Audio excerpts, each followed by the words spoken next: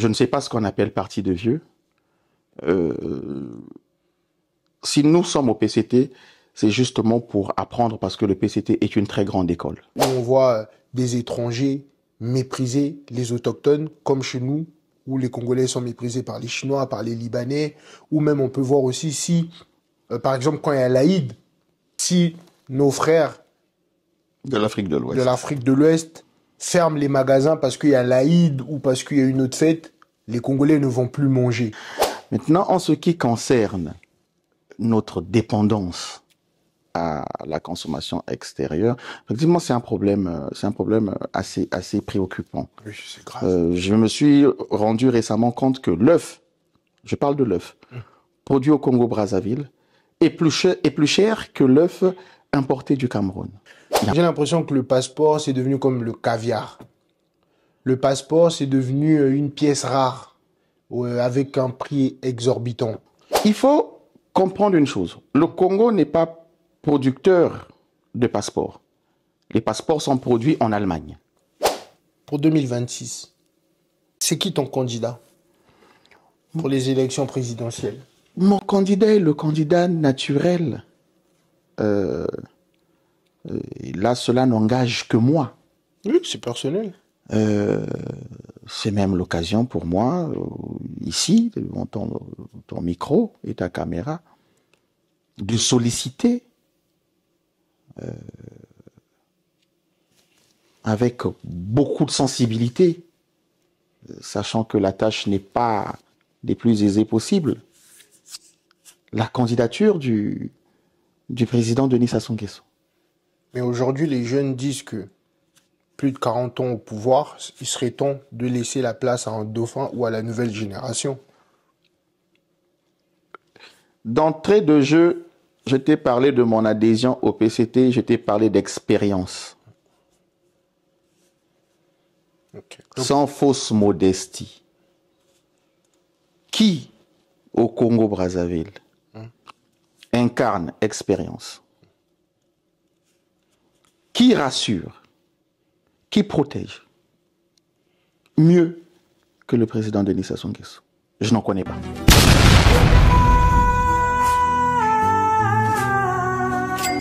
Bonjour, monsieur Ilay Camara. Bonjour. Est-ce que tu vas bien? Je vais très bien, merci. Et toi-même?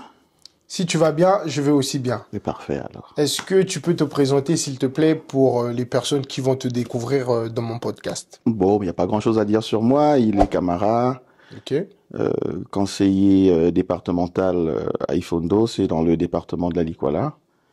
Je suis membre du Parti congolais du travail, membre du comité central du Parti congolais du travail. Père de famille, papa de 5 enfants, dont la dernière a 6 ans. Félicitations. Merci beaucoup. Mais dans ta présentation, j'ai retenu un truc. Membre du PCT. Oui. Pour abréger. Oui. Pourquoi le PCT? Pourquoi le PCT? Je pense qu'on adhère à un parti politique en fonction de sa vision. Et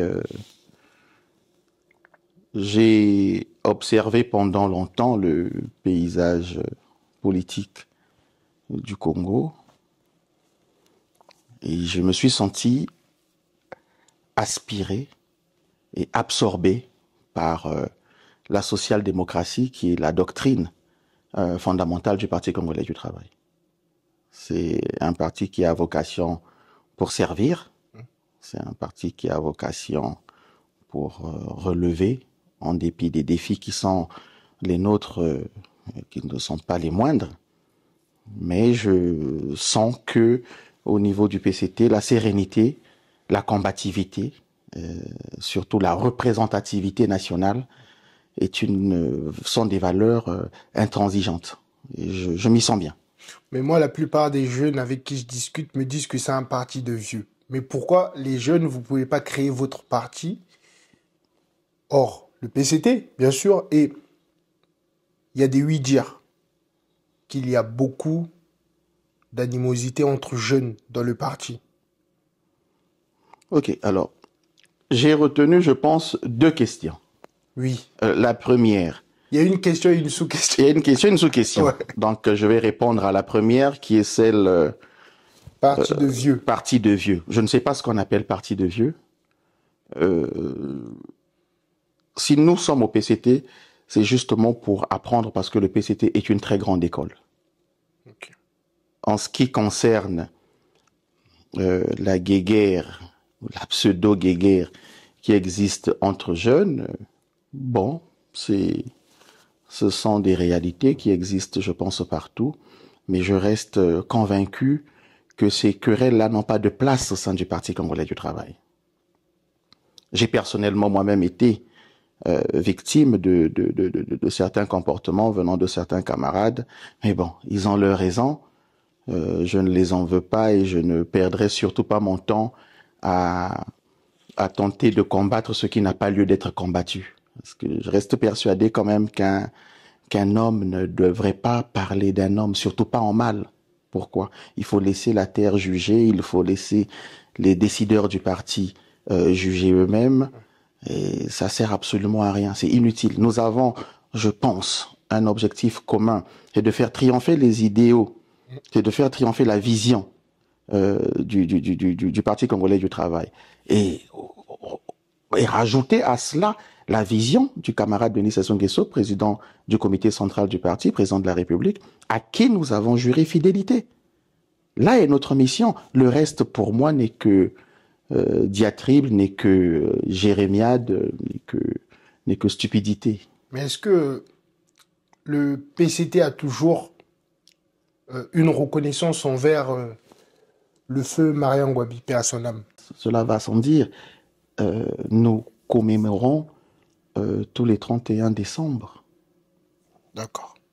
J'aimerais bien qu'on discute d'un sujet particulier qui touche à peu près tous les Congolais. Le passeport. Oui. Franchement, quand je parle de ça, même mon corps bouge. J'ai l'impression que le passeport, c'est devenu comme le caviar. Le passeport, c'est devenu une pièce rare, avec un prix exorbitant. Ici, par exemple, nous, la diaspora, on paye une centaine d'euros, mais sauf que pour délivrer le passeport, les gens payent, comme j'ai dit, des sommes en tant que Congolais. Tu peux nous dire ce que tu en penses? Bon, le passeport coûte 50 000 francs CFA au Congo. En France et ailleurs, je pense qu'il y a une plus-value en fonction de la distance. Il faut comprendre une chose. Le Congo n'est pas producteur de passeports. Les passeports sont produits en Allemagne. Et je sais de quoi je parle. Oui, c'est vrai, on le sait. Le pays traverse depuis un moment des tensions de trésorerie que personne n'ignore. Le retard de la délivrance des passeports n'est pas de la volonté du ministère en charge, donc je dirais le ministère de l'Intérieur, n'est pas en charge, c'est pas leur responsabilité. Mais je veux pas te contredire, oui. Mais quand même le Congo c'est un État souverain. Oui. On a eu notre indépendance en 1960 si je me trompe pas. Oui. Mais comment est-ce qu'aujourd'hui en 2025, c'est toujours en Allemagne qu'on va faire nos passeports? On peut quand même avoir cette appétence de faire nos passeports nous-mêmes. Il y a des gens qui ont étudié au Congo, il y a des intellectuels au Congo, je sais pas. Je trouve que ce système-là, il faut voir. À voir. Je suis d'accord avec toi sur le fait, le principe que un État souverain se doit d'avoir la capacité de produire lui-même ses propres documents administratifs.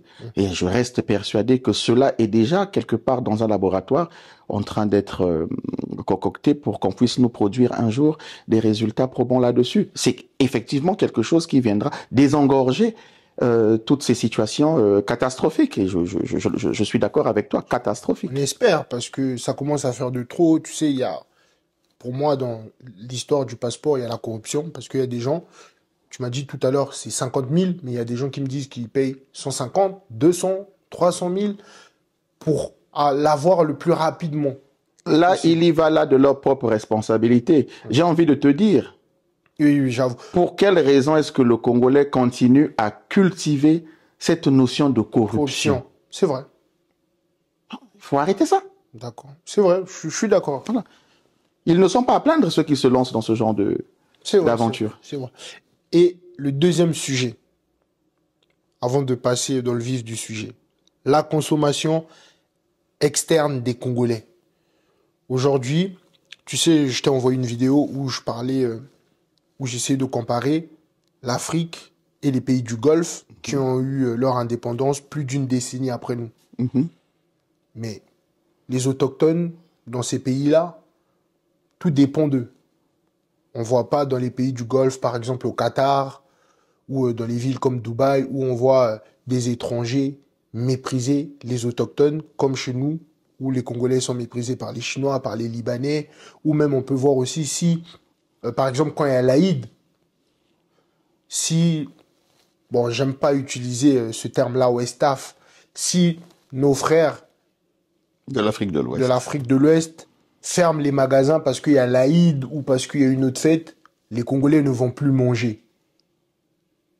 La consommation externe. Est-ce que les Congolais, au lieu toujours que tous les jeunes se lancent dans la politique, est-ce qu'ils ne peuvent pas aussi aller dans d'autres secteurs en tant que Congolais? Mais la politique ne devrait pas être une carrière. On ne bâtit pas sa vie en faisant de la politique. Il faut avoir un corps de métier, il faut ceci, il faut cela. Maintenant, en ce qui concerne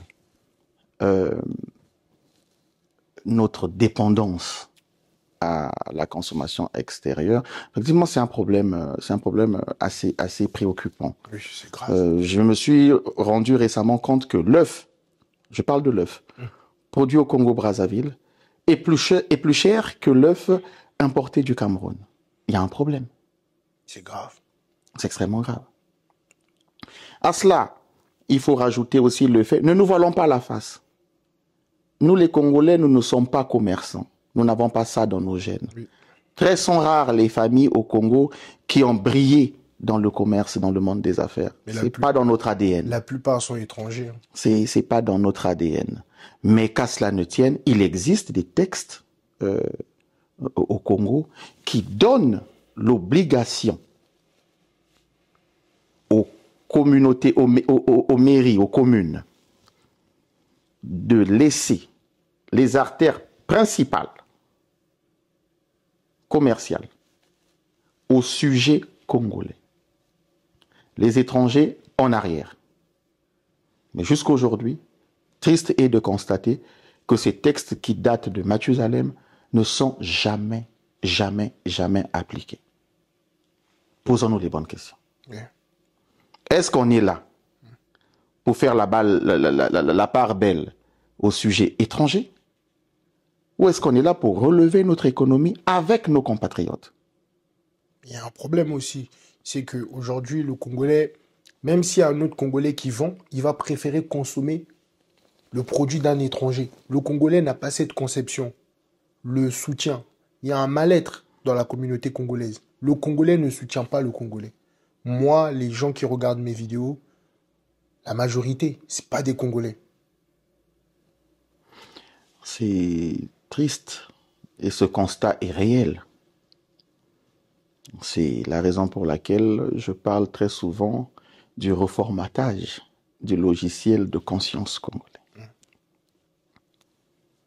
Apprenons à nous faire confiance. C'est vrai. Apprenons à nous soutenir. Notre devise nationale est claire: unité, travail, progrès. Pourquoi on a dit unité? Avant le travail. Tenons-nous la main dans la main, ensemble bâtissons. Bon, là, je veux vraiment qu'on parle un petit peu de toi. On va rentrer dans le vif du sujet. Tu as accumulé plusieurs responsabilités, je vais lire parce que j'ai noté. Ancien conseiller responsable de la logistique et de l'intendance du ministère de l'administration, du territoire et du développement local. Tu me confirmes? Oui. Ancien conseiller responsable de la logistique et de l'intendance du ministère de l'économie fluviale et des voies navigables. Tu me confirmes? Oui. Ancien député suppléant de la 2e circonscription d'Ifondo. Tu me confirmes? Oui, c'est exact, oui. Quel est ton apport et pourquoi autant d'accumulation à un si jeune âge? Est-ce que c'est du népotisme ou c'est de la méritocratie? Bon, jeune âge, je ne pense pas, parce que j'ai 46 ans. Ah, c'est jeune. En sortant de l'indépendance, ceux qui ont dirigé le pays étaient plus jeunes que moi. Oh, les temps changent. Voilà, donc je pense qu'on devrait mettre de côté le côté jeune âge. Méritocratie, je pense que oui. Je ne suis pas arrivé là par hasard. Parce qu'il y a des gens qui vont me dire que je ne t'ai pas posé cette question. Le Congolais, il aime bien savoir la méritocratie, c'est quoi tes expériences ou encore tes anecdotes. Alors, déjà, pour pouvoir atterrir dans ce milieu-là, qui vous savez est un milieu hautement politique, donc ça veut dire que j'ai dû faire mes preuves dans l'activisme politique, ce qui n'est un secret pour personne. Dieu merci, aujourd'hui, nous avons des outils nécessaires. Tous ceux qui veulent connaître mon parcours politique peuvent tout simplement taper mon nom sur les moteurs de recherche. Tout est détaillé là-bas, sans tricherie. Bien. J'ai commencé à la base, en tant que militant à la base. J'ai gravi les échelons et j'ai réussi à avoir la confiance de la hiérarchie. J'ai été initié et hissé en dignité et je pense ne pas avoir démérité dans l'accomplissement des tâches qui étaient miennes. Une petite anecdote, quand nous sommes arrivés aux affaires pour l'organisation des élections, nous sommes arrivés et nous avons dû tenir et organiser une double élection en 18 mois. Ça ne s'est jamais fait au Congo. Et je mets tout le monde au défi de venir nous dire que les élections que nous avons réalisées étaient des élections complètement, comment je peux dire, complètement nulles, si vous pouvez me passer l'expression. Je vais encore lire. Actuellement, conseiller départemental du district de Ifondo, la Likwala, et président du collectif associatif Likwalien. Tu as été élu par suffrage universel. Nous sommes les représentants du peuple local. Okay.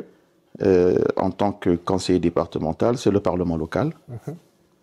Et nous sommes les grands électeurs, c'est nous qui élisons les sénateurs. Et je pense que si nous avons été élus, c'est que nous avons la confiance de la population, nous avons la confiance de nos mandants. Mais pourquoi Ifondo reste-t-elle enclavée malgré les promesses? La question du département de la Likwala est une question qui touche à peu près toutes les parties du Congo. Okay. L'enclavement n'est pas propre à la Likwala. Mais qu'est-ce qui bloque? C'est le manque de financement de certains projets, mais je peux vous rassurer, et je tiens à rassurer quand même aussi nos mandants, que le président de la République avait pris l'engagement de relancer la municipalisation accélérée dans le département de la Likwala. Rien n'est perdu, les choses sont en train de se mettre en place et les choses se feront. Est-ce que il y aura, ou est-ce qu'il y a un projet par rapport aux forts enjeux de développement, les routes, la santé, l'éducation et surtout l'environnement? Le tout est dans le package du relancement de la municipalisation accélérée. Le président de la République a lancé un programme ambitieux, le FIGA, qui a pour fonction d'impulser toutes ces énergies-là, faisant confiance à cet organe-là. On est rassuré alors? Ah oui, ça, à 100%, oui. Mais comment valoriser la richesse naturelle de la Likwala au profit des populations locales? Parce que la plupart des gens disent que, par exemple, l'exploitation forestière, il y a eu dire que c'est souvent exploité par des étrangers et non par les autochtones. Bon, les autochtones, société forestière, personne n'a interdit à un Congolais d'aller créer une société pour venir investir dans le secteur forestier. Mais il faut inviter les jeunes. Moi, je suis allé dans ces structures-là, c'est truffé de jeunes Congolais. Il n'y a pas d'étrangers, j'ai pas vu de nos compatriotes, nos frères de la RDC ou de la RCA qui y travaillent. C'est 100% des Congolais qui y travaillent dans les sociétés forestières.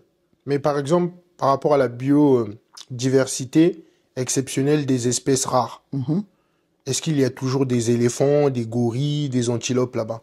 Dans la Likwala, ça, je ne saurais répondre de manière précise à cette question, vu que, vous savez, la civilisation, elle évolue, plus la forêt s'éloigne. Donc, mais forcément, j'ai eu la chance, une fois en faisant la route, de croiser une famille de gorilles.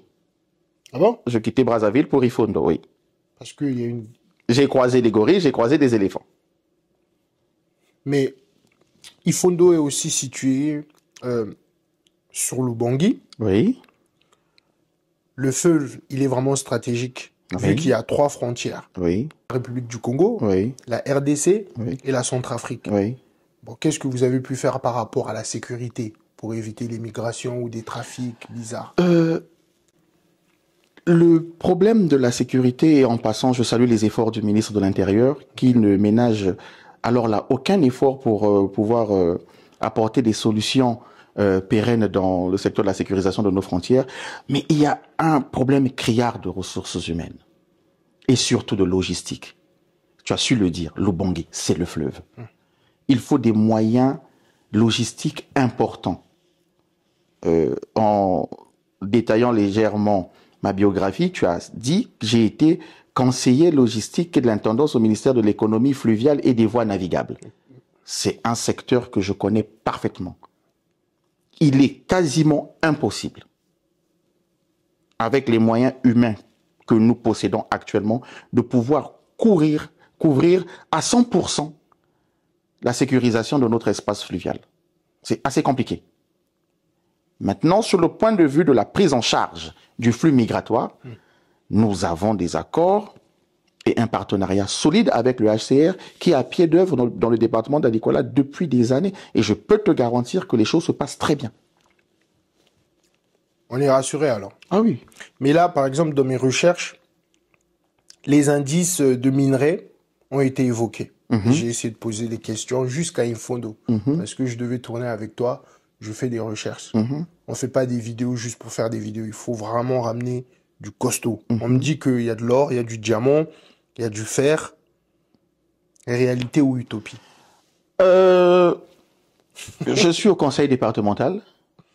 Je n'ai pas connaissance actuellement d'une quelconque société qui fore ou des gisements exploités ou sous-exploités. Non, pour le moment, au niveau du conseil, nous n'avons pas cette information-là. Nous sommes persuadés que, comme toi, nous avons entendu que le département de la Likwala est riche en ceci, en cela, mais nous attendons que le ministère des Mines, de la Géologie, nous envoie des experts venir exploiter ces choses-là. À ce moment-là, on pourra se prononcer. Mais quelle est la solution concrète alors pour lutter contre l'oisiveté et le chômage auprès des jeunes? Mais c'est déjà la formation. Mais tout le monde veut faire de la politique au Congo. C'est une erreur.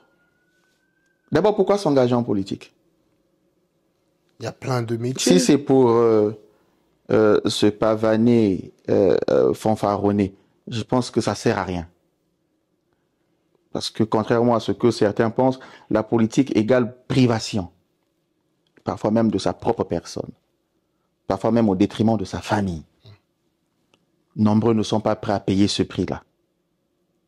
Et tout le monde ne peut pas non plus faire de la politique. Je l'ai dit tout à l'heure, la politique n'est pas un corps de métier.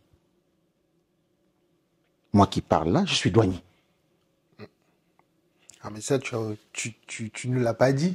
Je suis douanier. Voilà pourquoi j'ai dit ceux qui veulent savoir qui je suis n'ont qu'à aller taper sur les moteurs de recherche. C'est pas un secret, c'est connu. Je suis douanier. Mais c'est très important de dire aux gens nos expériences. Pourquoi? Parce que le Congolais sous-estime. Le Congolais juge par rapport à l'apparence. Même pas que le Congolais, hein, l'Africain même, je pense. Non, je suis douanier, je suis fonctionnaire de l'État congolais depuis... je suis rentré en douane en 2001. Mais comment, par rapport aussi à ton poste, comment tu as assuré la transparence Mise en disponibilité de la gestion des projets et des budgets, par exemple? Ah, au niveau du conseil? Oui. Toujours. Au niveau du conseil, il y a un organe, il y a des commissions qui existent de contrôle, de suivi et d'évaluation. Malheureusement, je ne fais pas partie de ces commissions-là, mais ce sont des commissions qui prennent à bras le corps leur mission et qui suivent à la lettre. Et je peux te garantir que c'est pas facile. Les sessions quand nous les tenons dans la Likwala, c'est très pointilleux parce qu'on va cas par cas. On doit savoir exactement où l'argent est parti, pourquoi l'argent est parti, et est-ce que cet argent a été dépensé à bon escient. Mais si tu as carte blanche, quel projet tu peux immédiatement lancer alors là, pour changer Ifondo? Pour moi, le département de la Likwala est un département extrêmement riche. Il faut d'abord, que l'État puisse nous doter d'infrastructures de transport. Nous peinons à pouvoir évacuer nos marchandises, que ce soit par voie aérienne, par voie fluviale, par voie terrestre. Donc déjà, c'est même l'occasion pour moi en tant qu'élu de lancer encore un appel à l'endroit du président de la République qu'il prenne, et je le sais, qu'il a pris des décisions très récentes, des décisions fortes, de relancer le projet de la construction du pont, des infrastructures terrestres, des infrastructures fluviales, les ports, et surtout aussi que l'espace aérien de la Likwala puisse être fluide, parce que nous avons parfois un vol par semaine, ou parfois nous faisons 2, 3, 4 mois, nous n'avons pas d'avion qui se pose sur l'aéroport, les pistes de l'aéroport Mayangwa-Biaïfondo, et cela pose un réel problème à nos populations, à nos commerçants de la place. Et en termes de projet, la filière cacao. S'il s'agit de moi, il est la filière cacao.